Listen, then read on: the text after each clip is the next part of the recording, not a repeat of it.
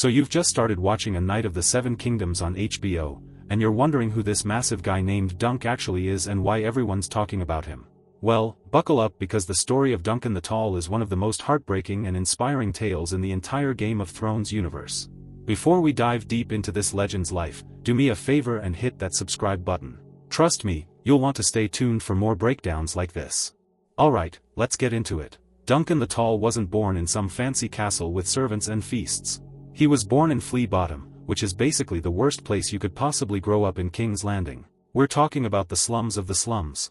This place was so rough that people sold suspicious meat in the streets, and kids like Dunk had to fight just to survive another day. He grew up as a complete orphan, never knowing his mother or father. He had no last name, no family crest, nothing. Just a kid named Dunk trying not to starve to death. But here's where things get interesting. Young Dunk wasn't like the other street kids. Even as a child, he was already massive. By the time he was a teenager, he was pushing 7 feet tall, which in medieval times made him an absolute giant. One day, while he was chasing a pig through the filthy streets of Flea Bottom, a knight named Sir Arlan of Pennytree spotted him.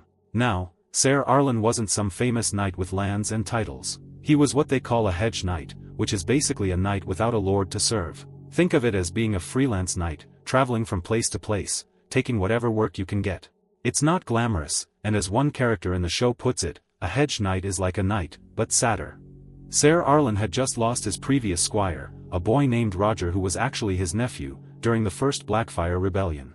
This rebellion was basically a massive civil war where a bunch of people tried to overthrow the king. Roger died fighting, and Sir Arlan was heartbroken. But when he saw Dunk, something clicked. Maybe it was the kid's size, maybe it was something in his eyes, but Sir Arlan decided to take this nobody from Flea Bottom and make him his squire. For the next 10 or 12 years, Dunk traveled the 7 kingdoms with Sir Arlan. They weren't living the high life. They slept under trees, under hedges, wherever they could find shelter. They ate whatever they could afford, which wasn't much. But Sir Arlan taught Dunk everything he knew about being a knight. More importantly, he taught him about honor, about protecting the weak, about what it truly means to be a knight. Sir Arlan used to tell Dunk that he was thick as a castle wall and slow as an aurochs, but also strong as one too. Dunk wasn't the sharpest sword in the armory, and he knew it. He wasn't some naturally gifted fighter like the highborn knights who trained their whole lives with master-at-arms. But what Dunk lacked in skill and fancy training, he made up for with sheer size, strength, and heart. Now here's where the story really begins. In the year 209, Sir Arlan and Dunk were traveling to Ashford in the Reach. Lord Ashford was throwing a huge tournament to celebrate his daughter's 13th name day, and knights from all over the kingdom were coming to compete. Sir Arlan was excited. He was singing songs, dreaming about winning the tourney. But then disaster struck. The weather turned horrible. Rain, wind, bitter cold. Sir Arlan, who was already an old man by this point, caught a terrible chill. By the 4th day, he couldn't even ride his horse. He knew he was dying. This is the moment that changes everything. Right before Sir Arlan died, he did something that would shape the entire course of Westerosi history. He knighted Dunk. He took his sword, spoke the words, and made this orphan from Flea Bottom a true knight of the 7 kingdoms. At least, that's what Dunk claims happened.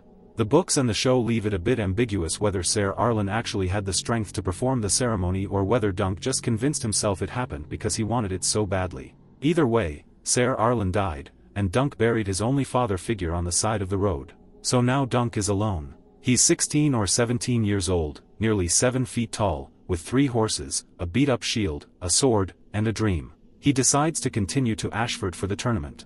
If he can compete and maybe win a few bouts, some lord might notice him and take him into service.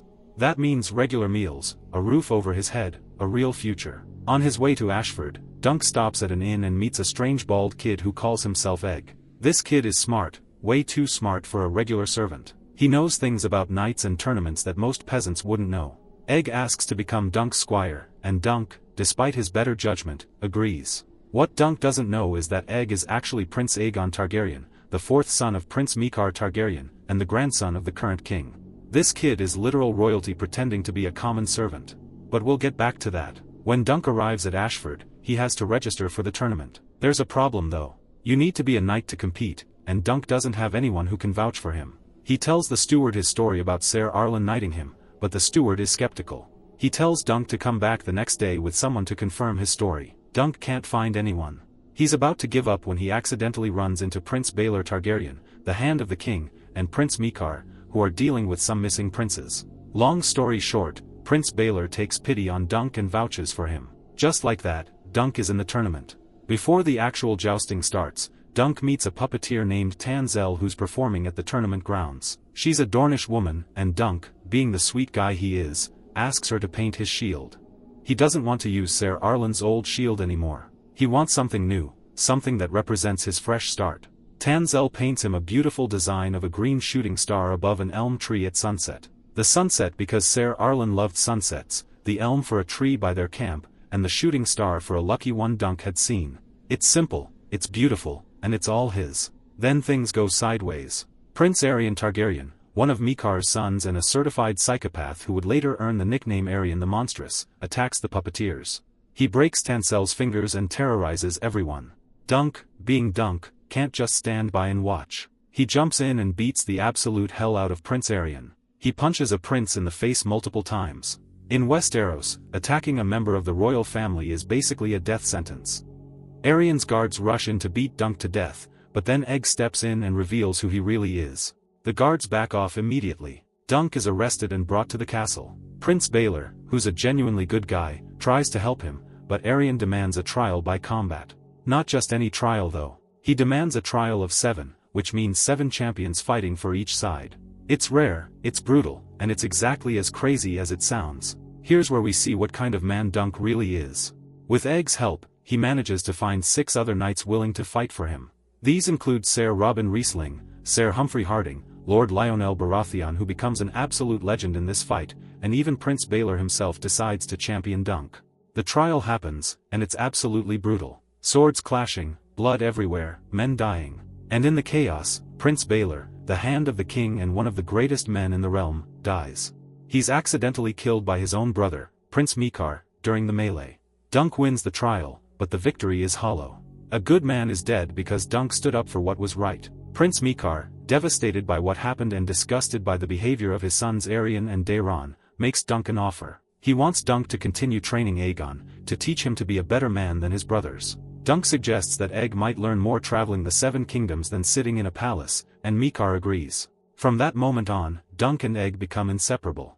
Over the next several decades, they have countless adventures together. In the Sworn Sword, Dunk serves a minor lord named Ser Eustace Osprey and gets caught up in a land dispute with Lady Roanne Weber. He has to fight her champion in single combat while standing in a stream because it's the only neutral ground. In the Mystery Night, they get wrapped up in another Blackfire conspiracy at a wedding tournament, and Dunk has to face off against pretenders to the throne while protecting Egg's identity. Through all of this, Dunk never stops being himself. He's not the smartest guy, he's not the best fighter, but he's loyal, he's brave, and he genuinely cares about doing the right thing. Egg, meanwhile, is learning what it means to be a good king by watching Dunk navigate the world with honor and compassion. Eventually, Egg becomes King Aegon V Targaryen, known as Aegon the Unlikely because nobody expected him to ever take the throne. And what does he do? He makes Dunk a member of the Kingsguard, the elite group of 7 knights sworn to protect the king for life. But Dunk doesn't just become any Kingsguard. He rises through the ranks and eventually becomes Lord Commander, the highest position a knight can achieve.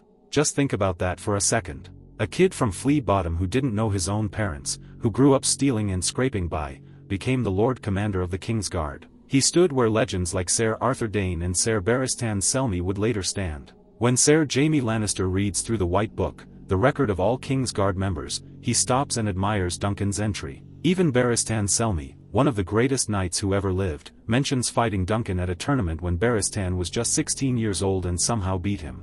But Duncan's story doesn't have a happy ending. In the year 259, King Aegon V had become obsessed with bringing dragons back to the 7 kingdoms. The Targaryen dragons had been extinct for over a century, and Aegon thought he could use blood magic and dragon eggs to hatch new ones. He planned this ritual at Summerhall, a pleasure palace of House Targaryen in the Dornish Marches. Something went horribly wrong. Maybe it was the wildfire, maybe it was the sorcery, but a massive fire erupted that consumed the entire castle. Duncan the Tall, now an old man but still Lord Commander, died trying to save people from the flames. King Aegon V died. Prince Duncan Targaryen, Aegon's eldest son who was named after Dunk, also died. That night became known as the Tragedy of Summerhall, and it's one of the darkest moments in Targaryen history. The few survivors who made it out refused to talk about what they saw. But even in death, Duncan saved lives. According to the fragments of Maester Corso's letter, which was partially destroyed in the fire, the Lord Commander's valor saved some of the survivors. Some fans theorize that Duncan kicked down a door to rescue Princess Rhaella Targaryen, who was pregnant with Prince Rhaegar at the time. If that's true, then Duncan not only saved Rhaella but also the future father of Jon Snow and Daenerys Targaryen's nephew. His final act of heroism literally shaped the future of Westeros. There's also a popular fan theory that Duncan had descendants, possibly through a brief relationship we don't know about yet. Some fans point to characters like Brienne of Tarth, Hodder, and even the Clegane brothers as potential descendants because of their unusual height and strength. George R.R. Martin has hinted that Duncan's bloodline continued, but he hasn't confirmed who carries it. That's a mystery for another video. What makes Duncan the Tall such a compelling character is that he represents something rare in the Game of Thrones universe. He's not a schemer like Littlefinger, he's not a warrior prodigy like Jaime Lannister, and he's not a brilliant tactician like Tywin Lannister. He's just a good man trying to do the right thing in a world that constantly punishes people for being good. He's proof that you don't need to be born into power or privilege to make a difference. You just need courage and a good heart. The new HBO series A Knight of the Seven Kingdoms, which just premiered, is giving us a chance to see Duncan's early adventures brought to life. Peter Claffey plays Dunk, and from the reviews, he's nailing the character's mix of earnestness, awkwardness, and hidden strength.